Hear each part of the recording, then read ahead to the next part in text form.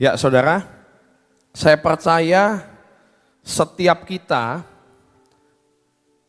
saat kita mempunyai seorang anak, kita pasti rindu anak itu untuk bertumbuh dan berkembang menjadi orang yang dewasa. Betul nggak saudara? Ada nggak yang senang melihat anak-anak selalu menjadi anak-anak dengan keluguannya, kelucuannya, dan semua yang menggemaskan gitu. Saya punya anak kecil saudara, Kean. Kalau saya ngelihat Kean tuh saya seneng. Lihat, aduh masih punya anak kecil yang masih bisa diuel-uel saudara. Ya, setiap tingkah lakunya, setiap cara bicaranya, sikapnya yang polos itu saudara, itu seringkali membuat kita ini gemes saudara. Seneng sih ngelihat anak saya ini kecil gitu ya, lucu gitu. Tapi saya tetap merindukan selucu apapun dia, semenggemaskan apapun dia saat dia waktu kecil. Saya tetap rindu anak ini suatu saat terus bertumbuh dan berkembang. Dan mempunyai karakter yang bukan hanya terus menjadi anak-anak, tapi boleh menjadi dewasa. Karena apa? Kalau kita tidak bertumbuh berkembang menjadi orang yang dewasa, banyak hal yang kita akan kehilangan. Kalau kita menjadi seorang anak kan, kita nggak bisa dipercaya sesuatu yang lebih, saudara. Benar nggak? Misalnya, saya kemarin melihat waktu itu ada seorang ibu. Waktu itu dia disuruh jagain seorang anak. Tiba-tiba dia memberikan alat yang buat menghancurkan es batu tuh, saudara. Itu anaknya Jos, cucunya Bu Iin. Waktu ibadah, anak-anak kan kadang suka main-main gitu ya. Dikasih megang itu saudara, megang alat yang buat ngancurin es batu. Saya jangan, takut sayanya. Takut saudara. Anak kecil tidak bisa dipercayakan banyak hal. Walaupun alat itu sebagai alat bantu. Tapi kita sebagai orang dewasa, kita akan melihat, oh belum waktunya. Anak ini apalagi anak kecil, pegang pisau lah dan lain sebagainya. Belum waktunya. Banyak hal yang tidak dipercayakan kepada anak kecil. Banyak privilege yang kita dapatkan saat kita bertumbuh berkembang menjadi orang yang dewasa. Saudara, kita mau baca dalam 1 Korintus 13 ayat 11. 1 Korintus 13 ayat 11. Multimedia bisa ditampilkan. 1 Korintus 13 ayat 11 berkata demikian. Ketika aku kanak-kanak, aku berkata-kata seperti kanak-kanak. Aku merasa seperti kanak-kanak. Aku berpikir seperti kanak-kanak. Sekarang sesudah aku menjadi dewasa, aku meninggalkan sifat kanak-kanak itu. Saudara, katakan kita harus menjadi dewasa. Menjadi dewasa dalam apa? Dalam hal kerohanian kita. Karena banyak orang yang terjebak dalam tubuhnya yang seolah-olah sudah dewasa, tapi mempunyai pikiran seperti kanak-kanak. Bahkan kita nggak kerasa, kita sudah ada di gereja mungkin dari sejak lahir. Saudara sudah dibawa ke gereja, sudah duduk di bangku gereja. Saat kita bertambah umur, kita bertambah usia. Ternyata umur aja yang nambah, tapi kedewasaan kita tidak bertambah. Dan yang terlebih lagi yang membahayakan adalah kerohanian kita tidak bertambah. Saudara, kalau kerohanian tidak bertambah itu kan di dalam hidup kita. Seringkali itu nggak kelihatan, saudara. Seringkali nggak bisa orang saat ketemu langsung ngomong, wah kamu masih bayi rohani. Nggak bisa saudara kita berkata-kata seperti itu. Kalau dari muka mungkin kita bisa tahu, oh kamu orang yang sudah tua, kamu orang yang sudah dewasa, kamu kanak-kanak, bisa. Tapi saat apa yang ada di dalam hati kita, dewasa rohani itu tidak bisa hanya dinilai saat pandangan pertama. Tapi ketika kita menghadapi masalah demi masalah atau menghadapi sesuatu hal yang harus mengambil keputusan, itu kita baru bisa melihat seseorang ini sudah dewasa rohaninya atau masih kanak-kanak. Saudara, saya mau ajak kita ini harus mempunyai kerinduan untuk menjadi Kristen yang dewasa. Karena kalau kita tidak menjadi dewasa, kita akan rugi, saudara. Kita mau baca dalam Matius 25 ayat 14 sampai 30. Matius 25 ayat 14 sampai 30 ini adalah perumpamaan tentang talenta. Sudah banyak yang kita baca dan kita belajar dari hari ini, tapi saya mau ajak sekali lagi kita membaca akan kisah ini. Saya baca, saudara, ayat 14, perumpamaan tentang talenta. Sebab hal kerajaan surga sama seperti seorang yang mau bepergian ke luar negeri, yang memanggil hamba-hambanya dan mempercayakan hartanya kepada mereka. Yang seorang diberikan 5 talenta, yang seorang lagi 2, dan yang seorang lagi 1, masing-masing menurut kesanggupannya, lalu ia berangkat. Segera pergilah hamba yang menerima 5 talenta itu, ia menjalankan uang itu lalu beroleh laba 5 talenta. Hamba yang menerima 2 talenta itu pun berbuat demikian dan berlaba 2 talenta. Tetapi hamba yang menerima 1 talenta itu pergi dan menggali lubang di dalam tanah, lalu menyembunyikan uang tuannya. Lama sesudah itu pulanglah tuan hamba-hamba itu lalu mengadakan perhitungan dengan mereka. Hamba yang menerima 5 talenta itu datang dan ia membawa laba 5 talenta. Kata tuannya, katanya, Tuan, 5 talenta Tuan percayakan kepadaku. Lihat, aku telah beroleh laba 5 talenta. Maka kata tuannya itu kepadanya, baik sekali perbuatanmu itu, hai hambaku yang baik dan setia. Engkau telah setia dalam perkara kecil, aku akan memberikan kepadamu tanggung jawab dalam perkara yang besar. Masuk dan turutlah dalam kebahagiaan tuanmu. Lalu datanglah hamba yang menerima 2 talenta itu, katanya, Tuan, 2 talenta Tuan percayakan kepadaku. Lihat, aku telah beroleh laba 2 talenta. Maka kata tuannya itu kepadanya, baik sekali perbuatanmu itu, hai hambaku yang baik dan setia, engkau telah setia memikul tanggung jawab dalam perkara yang kecil. Aku akan memberikan kepadamu tanggung jawab dalam perkara yang besar. Masuklah dan turutlah dalam kebahagiaan tuanmu. Kini datang juga hamba yang menerima 1 talenta itu dan berkata, Tuan, aku tahu bahwa Tuan adalah manusia yang kejam, yang menuai di tempat di mana Tuan tidak menabur, dan memungut dari tempat di mana Tuan tidak menanam. Karena itu aku takut dan pergi menyembunyikan talenta Tuan di dalam tanah ini. Ini terimalah kepunyaan Tuan. Maka jawab tuannya itu, hai kamu hamba yang jahat dan malas.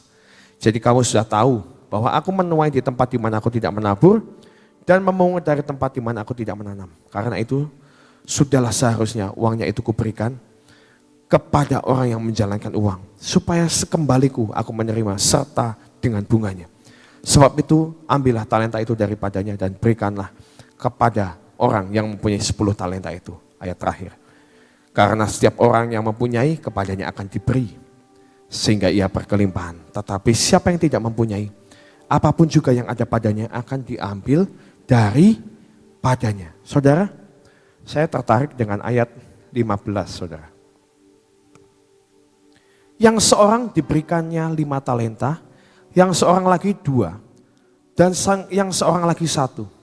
Masing-masing menurut kesanggupannya. Masing-masing menurut kesanggupannya. Bukan masalah Tuhan ini salah, Tuhan ini pilih kasih. Tuhan berkata, talenta yang 5, 2, 1. Tuhan berikan menurut kesanggupannya. Dan Tuhan itu cuma memberikan seperti itu aja loh, saudara. Tidak ada embel-embel, ini kamu saya kasih. Nanti kamu harus mengembalikan beserta bunga-bunganya. Ada nggak pernyataan seperti itu? Nggak ada, saudara. Ke hamba yang 5, hamba yang punya 2, yang 1, semuanya sama. Tidak ada perkataan ngomong, ini kamu tak pinjemin ya. Kamu harus kembalikan kepada aku. Berlipat kali ganda. Nggak ada, saudara. Cuman titip aja. Tuanya ini cuma nitip. tak kasih 5, kasih 2, 1. Menurut kesanggupannya. Jadi Tuhan itu adalah Tuhan yang adil. Jangan berkata di sini, ini tuannya enggak adil. Kenapa yang 1 5, yang 1 2, yang 1 cuma dikasih 1. Kita seringkali seperti itu saudara. Saat kita melihat talenta yang diberikan kepada teman-teman kita atau orang-orang yang ada di sekitar kita. Coba kalau aku jadi dia. Coba kalau aku jadi pengusaha. Coba kalau aku menjadi hamba Tuhan. Coba kalau aku menjadi Bu Nani. Pasti beda. Loh, saudara, bukan hal itu. Semuanya tadinya diberikannya sama semua. Menurut kesanggupannya. Kita lahir jadi seorang bayi. Sama saudara, semuanya sama. Nangisnya sama, gak bawa bajunya juga sama. Semua menurut kesanggupannya. Tapi saudara, Tuhan rindu kita gak menjadi bayi terus. Tapi Tuhan rindu kita boleh mengembangkan hari demi hari, kita kembangkan talenta yang Tuhan berikan. Dengan karakter kedewasaan rohani. Kita nggak bisa menuntut seorang anak kecil untuk bisa mempunyai sikap sebagai seorang dewasa. Tapi seiring dengan pertumbuhan karakter, itu kita akan bisa melihat seseorang ini bertumbuh atau enggak. Saudara, di sini dikatakan yang ayat 21, maka tuannya itu berkata kepadanya, baik sekali perbuatanmu itu kepada hamba yang 5 dan 2. Hai hambaku yang baik dan setia. Engkau telah setia dalam perkara kecil, katakan perkara kecil. 5 talenta, 2 talenta, mau 10 talenta, itu perkara kecil buat Tuhan. Hai hambaku yang baik dan setia, engkau telah setia dalam perkara yang kecil. Aku akan memberikan kepadamu tanggung jawab dalam perkara yang besar. Dikatakan dipercaya dalam hal yang besar. Saudara rindu enggak dipercayakan oleh Tuhan dalam hal yang besar? Rindu? Dipercayakan pelayanan yang besar, rindu? Dipercayakan berkat yang besar, rindu? Semuanya rindu. Tapi ada hal yang harus kita lakukan sebelum kita menerima semuanya itu. Yaitu apa? Kita harus menjadi hamba yang baik dan setia. Setia ini susah banget dilakukan saudara. Amsal 20 ayat 6 berkata, banyak orang menyebut diri baik hati. Tetapi orang yang setia, siapakah yang menemukannya? Saudara, berarti sedikit banget orang yang setia saudara. Dan ini yang dicari dan diperlukan oleh Tuhan dan oleh dunia. Coba saudara. Saat saudara mempunyai seorang karyawan, saudara pengen karyawan yang loyal atau setia, atau karyawan yang tidak setia. Misalnya dipilih orangnya pintar, tapi tidak setia, atau saudara akan memilih orang yang biasa-biasa saja, lumayan tapi setia. Saudara kok disuruh memilih, pilih mana saudara? Yang lumayan tapi setia. Berarti nilai setia ini lebih daripada kepandaian. Benar nggak? Nilai setia ini lebih daripada apa ya? Hikmat. Orang lebih senang cari orang yang setia. Tuhan pun demikian saudara. Ketika engkau bukan cuma setia aja tapi juga harus baik. Ketika engkau baik ditambah lagi setia, aku akan mempercayakan kepadamu tanggung jawab dalam perkara yang besar. Kata setia, biasanya kalau dalam sebuah lagu, dalam ayat dikatakan apa? Depannya itu selalu ada kasih setia. Kau tunjukkan kasih setiamu. Saudara ada apa? Kasih setia. Nggak bisa kita menjadi orang yang setia tanpa kita mempunyai yang namanya kasih. Percayalah.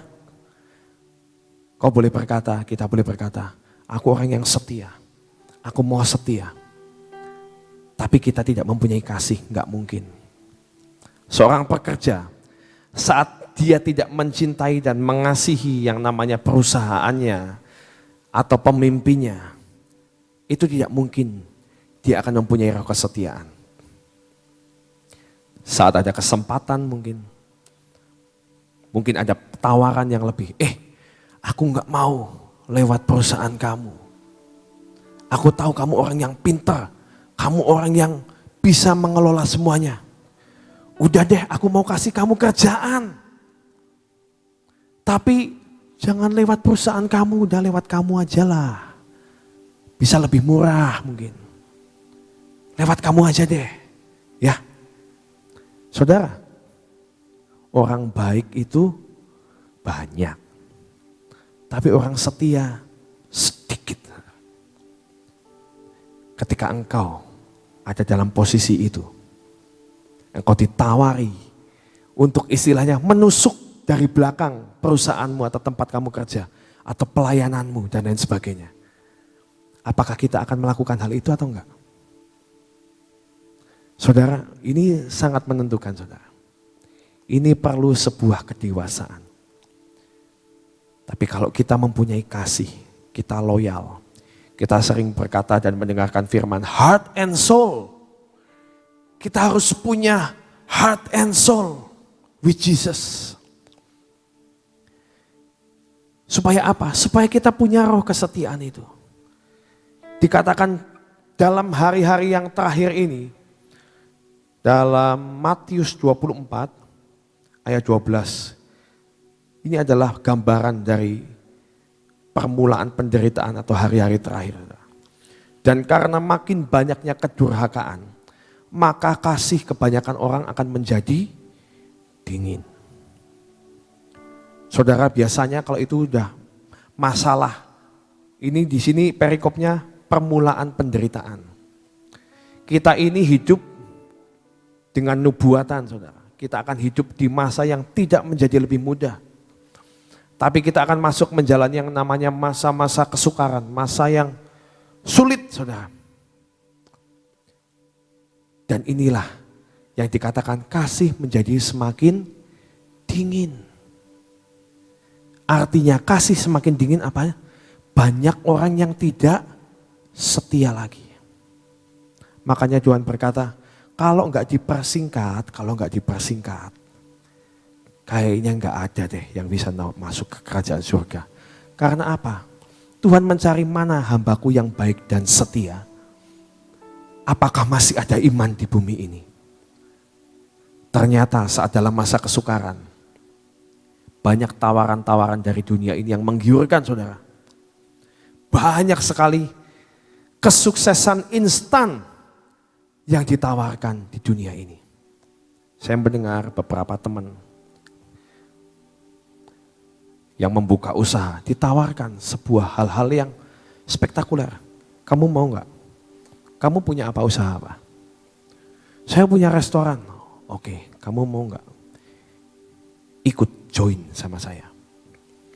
Nanti saya akan membuat engkau menjadi lebih besar. Saya akan kasih modal. Kita buka cabang di mana-mana. Nanti bisnismu akan menjadi besar.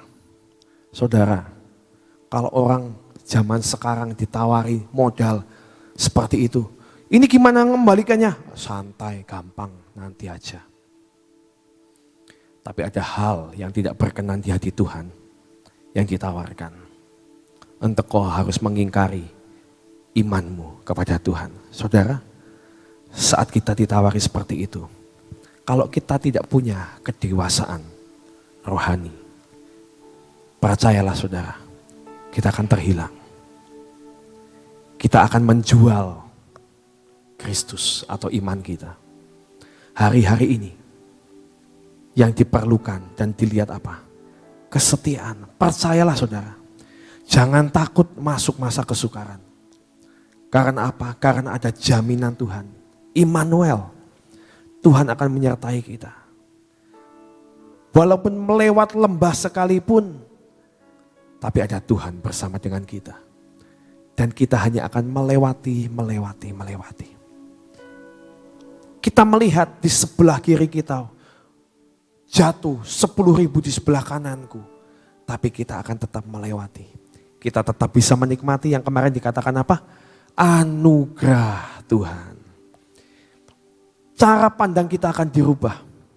Kesukaran, resesi. Tapi kacamata kita melihat ini adalah resepsi. Bukan hanya melihat, tapi saya percaya kita akan mengecap. Kecaplah dan lihatlah. Kalau kita suka sebuah makanan, misalnya kita suka suike. Waduh, pagi-pagi saudara, suike, kuah hangat, enak saudara. Pagi-pagi perutnya keroncongan di sini. Freddy khotbah nggak selesai ini. Saya udah lapar nih.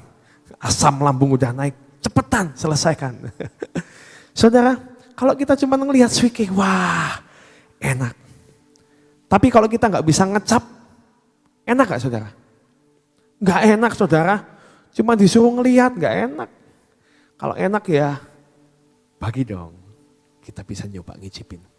Tuhan itu enggak cuman Tuhan yang suka ngiming-ngimingi saudara. Nih enak kan? Enak kan? Ya sudah enak ya. Telan udah kamu. Enggak saudara. Tuhan itu adalah seperti firman saya kemarin. Dia adalah Bapa. Bapa yang baik. Bapa yang mau mencukupkan semua kebutuhan kita. Enggak ada Bapa yang benar yang pengen ngelihat anaknya keleleran. Anaknya enggak bisa makan. Anaknya kekurangan. Enggak ada. Yang namanya Bapak tuh selalu pengen ngelihat anaknya senang. Ada makanan yang enak. Suka enggak kamu? Suka Tuhan, aku suka ngelihat. Wow, di masa kelaparan ada suike yang enak, ada nasi hangat. Ngebul, enak banget sudah. Pengen enggak kamu? Pengen. Tuhan akan berkata, kecaplah, nikmati. Jangan takut saudara. Asal kita punya roh kesetiaan, kedewasaan rohani. Tuhan akan berkata, hai hambaku yang baik dan setia. Saat engkau punya yang namanya karakter ilahi, buah-buah roh itu tumbuh dalam hidup kita. Saudara, tanda buah itu sudah tua, dewasa. Itu dia berbuah saudara. Tanaman itu sudah dewasa, tandanya apa? Berbuah lebat. Kalau masih kecil, ya kita nggak bisa melihat buahnya. Tapi biar kita hari-hari ini terus bertumbuh di dalam Tuhan. Supaya buah-buah roh itu bisa dinikmati bukan hanya buat kita, tapi juga untuk semua orang. Saudara, saya kemarinnya baca tentang ini kan masuk tahun pergantian tahun saudara. Tahun ini adalah tahun 5783. Namanya Pei Gimel, saudara. Pei Gimel. Ya. Saudara, di situ dikatakan Gimel. Kita seringkali kita sudah tahu itu adalah gambaran unta. Ya. Waktu dulu kita masuk yang namanya Ayin Gimel. Beda loh saudara ya. Ayin Gimel. Sekarang Pei Gimel. Pei itu adalah bait. Saudara, di situ dikatakan bait dan di situ dikatakan Gimel. Gimel ini digambarkan sebagai unta. Tapi juga digambarkan lambangnya itu seperti orang lagi berjalan saudara. Seperti lambang apa ya dulu dalam istilah matematika kalau nggak salah lambda gitu. Nah itu seperti orang yang berjalan menjauhi kemahnya. Dalam sebuah renungan yang saya baca ini ternyata ini adalah tahun kita ini bukan hanya gereja Tuhan ini bukan hanya diam di rumah saja. Tahun lalu kita ini dikurung di dalam rumah saudara. Gereja Tuhan gak bisa bergerak. Tapi ini waktunya sekarang yang namanya umat Tuhan, unta itu menjauhi akan rumahnya. Digambarkan ini adalah gambaran seseorang yang berjalan mencari yang namanya orang-orang yang berkekurangan. Masa-masa kesukaran, masa-masa kesulitan banyak orang yang kurang, saudara. Dan ini adalah waktunya untuk kita, Peggy Mel tahun ini. Waktunya umat Tuhan, gereja Tuhan. Untuk apa? Jangan egois. Cuman, aku aman sendiri, aku tinggal di rumah, kecukupan semuanya, enggak. Ini waktunya kita didorong. Untuk kita boleh berjalan, meninggalkan yang namanya rumah atau keegoisan, kenyamanan kita ini. Kita mulai mencari, ada orang yang sedang kesusahan. Bukan cuma dengan materi, saudara. Banyak orang yang susah itu yang perlunya apa? Perlu didengerin. Kemarin sudah dengar kan, Cik Lani kan? Datang ke taman, rumah doa. Mau apa? Pengen curhat, saudara. Pengen curhat. Aku kalau salah curhat sama orang ini bisa kemana-mana. Nah, saudara. Kita menjadi konselor yang baik. Kita menjadi pendengar yang baik. Kita memberikan suatu wejangan yang penuh hikmat yang dari surga. Supaya kita itu boleh menjadi solusi, saudara. Kita boleh bukan menjadi masalah buat orang lain, tapi kita menjadi solusi. Oh, ini ada orang yang sedang kesusahan. Deketin dong. Kamu lagi ada masalah apa? Kalau kita belum tahu dan nggak tahu mau memberikan solusi apa, minimal doakan saja. Itu kita bertumbuh menjadi berkat, saudara. Buah-buah kita bisa dinikmati oleh banyak orang. Saudara, tahun ini Peggy Mel kita harus berjalan. Perlu kedewasaan rohani untuk kita boleh memberikan hidup kita kepada orang lain. Tapi saat kita bisa melakukan hal itu, Tuhan akan katakan, janjikan, kelimpahan itu akan Tuhan nyatakan. Saat engkau setia dalam hal yang kecil, engkau akan dipercayakan dalam hal-hal atau perkara yang lebih besar. Saudara, Galatia 6 ayat 9 ini ayat terakhir berkata demikian. Janganlah kita jemu-jemu berbuat baik. Karena apabila sudah datang waktunya, kita akan menuai. Jika kita tidak menjadi lemah. Mari berkata ke dalam dirimu. Jangan lemah. Jangan lelah. Kalau lagi lelah, nyanyi. Jangan lelah. Bekerja di ladangnya Tuhan. Roh Kudus yang beri kekuatan. Yang mengajar dan menopang. Tiada lelah. Tiada lelah. Bekerja bersamamu Tuhan. Yang selalu apa? Mencukupkan akan segalanya. Masa kesukaran boleh ada. Tapi saat kita tidak lelah untuk boleh tekun dan setia, Tuhan yang akan mencukupkan semuanya. Bahkan berlimpah, berlebih. Siap-siap saudara. Saat itu terjadi, kau akan dipercayakan hal-hal yang lebih besar dalam hidup kita. Amin saudara. Tuhan Yesus memberkati. Saudara, setia itu memang gampang-gampang susah ya. Tidak bisa orang dipaksa, kamu mesti setia, kamu mesti setia. Ya, hari ini kita mengatakan setia. Dalam perjalanan waktu kita bisa menjadi tidak setia. Berapa banyak suami istri yang pertama kali dalam pernikahan janji setia sampai mati. Nanti dalam perjalanan, dalam menghadapi segala sesuatu sudah lupa dengan janjinya. Setia itu memang tidak mudah, saudara. Kemarin waktu kita sedang mempersiapkan doa persiapan untuk mendukung kebaktian, kita berbincang-bincang tentang kesetiaan. Kita mau masuk dalam doa, terus kita mulai bicara-bicara tentang orang-orang yang dahulu pertama kali dan yang dulu sering kali ikut dalam persekutuan pada masa awal-awal persekutuan. Kita mulai ngobrol ya. Orang ini awal pertama kali pada saat masih di rumah saya setia banget gitu. Terus hilang sekarang gitu. Iya ya, kalau dipikir-pikir kenapa sih kok pada saat itu mengebu-ngebu seperti itu. ternyata sekarang itu sudah nggak kelihatan lagi. Nah, itu mulai kita doakan. Jadi orang-orang yang dulunya setia dan akhirnya hilang, ya banyak sekali saudara. Dan itu mulai kita berdoa, iya orang ini, orang ini, orang ini, orang ini. Nah, salah satu hal kita menyaksikan seseorang ya yang dia setia. Terus saya tanya, kok kamu bisa setia gimana? Kok kamu bisa setia sampai sekarang ini? Dari awal kamu ikut persekutuan sampai sekarang kok kamu bisa setia? Coba kamu cerita, saya bilang. Nah, dia mengatakan begini. Saya dulu saya orang Katolik gitu. Nah, pada waktu itu saya itu mulai mencari kebenaran, ya, mencari kebenaran.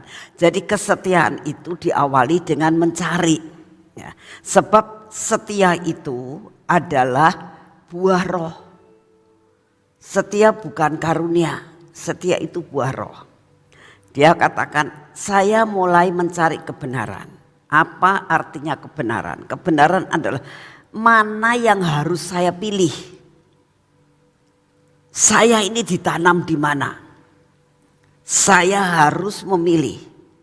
Untuk memilih cari kebenaran sing bener sing mana.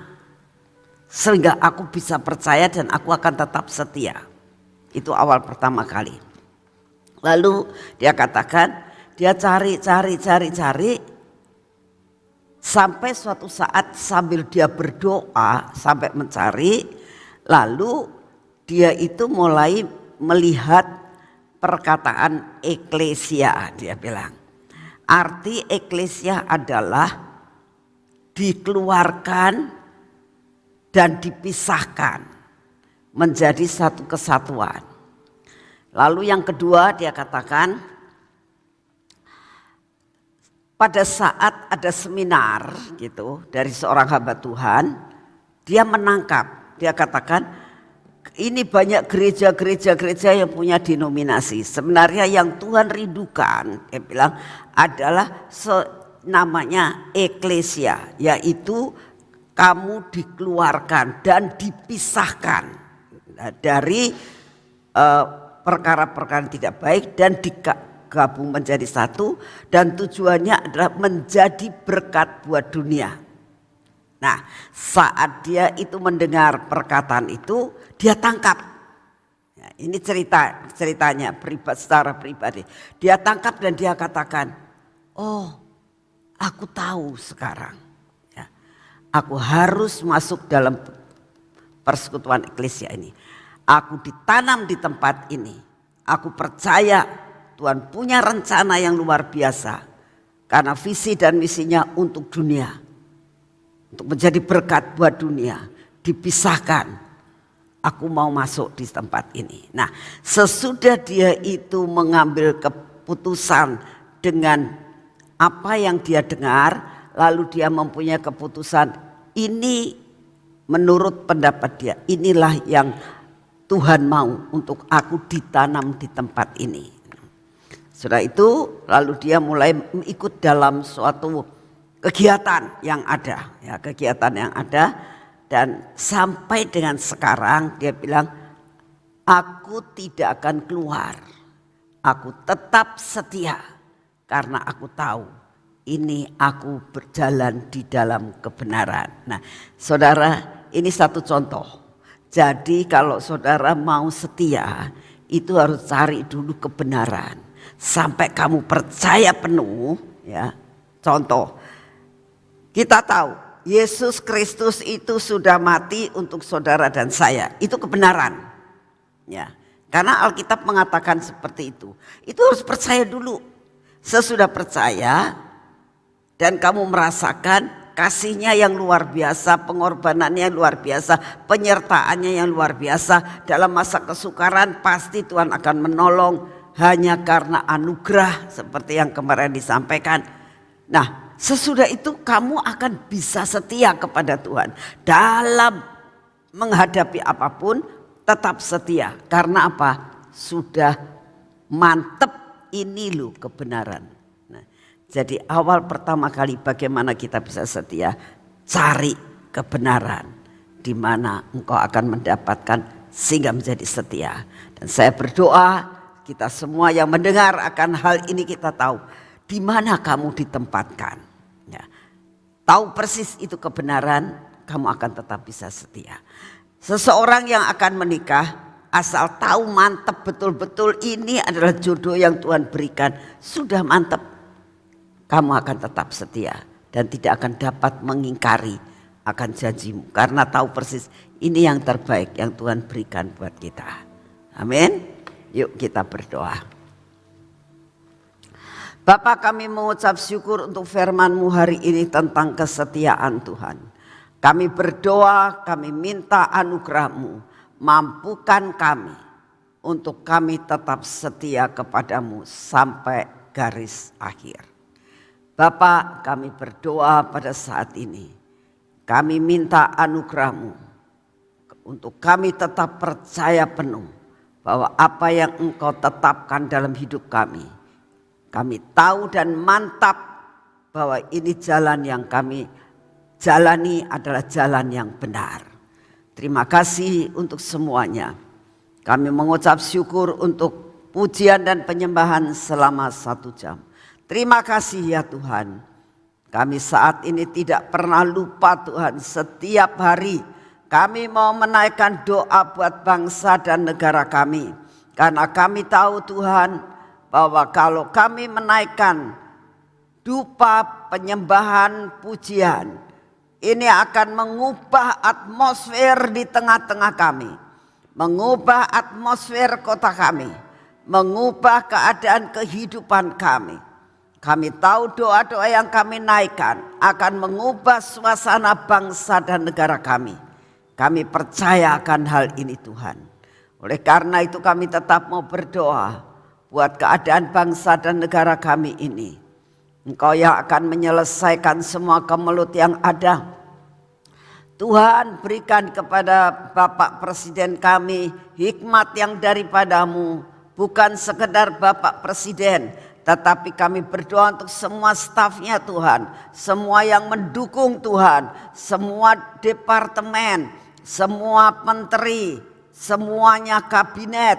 Semuanya kau beri hikmat untuk mempunyai satu tujuan yang sama. Menyelesaikan, mengentaskan masalah perekonomian, mengentaskan masalah resesi.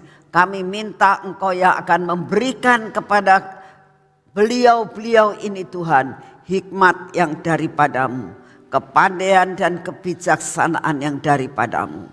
Terima kasih untuk semua dan semuanya ini. Dan saat ini Tuhan dalam keadaan cuaca yang tidak menentu ini Tuhan, kami mau berdoa.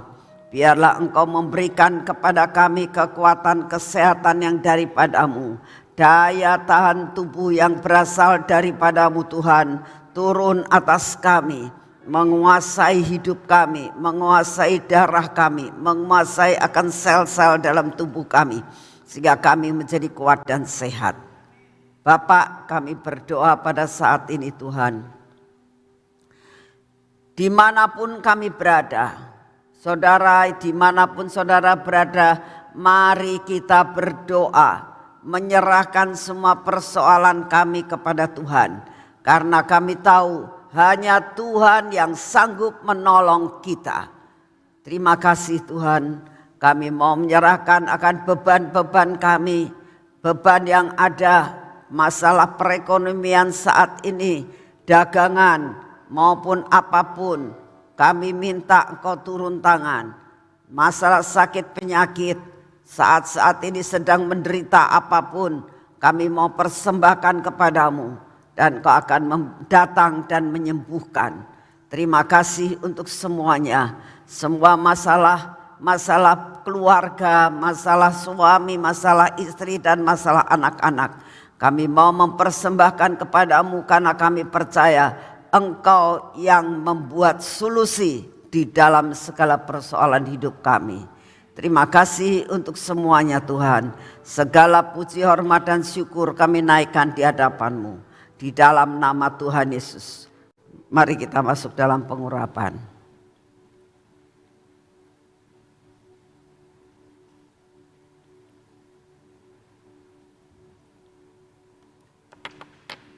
Dalam nama Tuhan Yesus, biarlah tanda profetik ini Tuhan menguasai akan hidup kami, bahwa kami ada dalam perlindungan yang daripadamu, dan mata kami pun ada dalam perlindunganmu, telinga kami ada dalam perlindunganmu, bibir mulut kami ada dalam perlindunganmu, dan hati kami ada dalam perlindungan yang daripadamu. Semua yang tidak baik Engkau hancurkan dalam hidup kami ya Tuhan. Biarlah tangan kami yang kami olesi minyak ini suatu menandakan bahwa perlindunganmu, berkat-Mu sudah Kau berikan kepada kami. Apa yang Kau jatahkan kepada kami tidak akan hilang. Jatah kami akan kami terima utuh dan kami menerima dengan penuh sukacita. Terima kasih untuk kasih setiamu. Engkau pimpin perjalanan kami ya Tuhan, supaya sampai kepada tujuan. Buat kami mengerti, buat kami melihat, dan buat kami percaya kepadamu. Terima kasih Bapa, segala pujian, hormat, dan syukur kami naikkan di hadapanmu. Terima kasih, kami pulang dari tempat ini, kami mau mengerjakan semua pekerjaan kami hari ini. Bersamamu Tuhan kami melakukan segala perkara di dalam nama Tuhan Yesus. Amin. Selamat pagi, Tuhan memberkati saudara semuanya.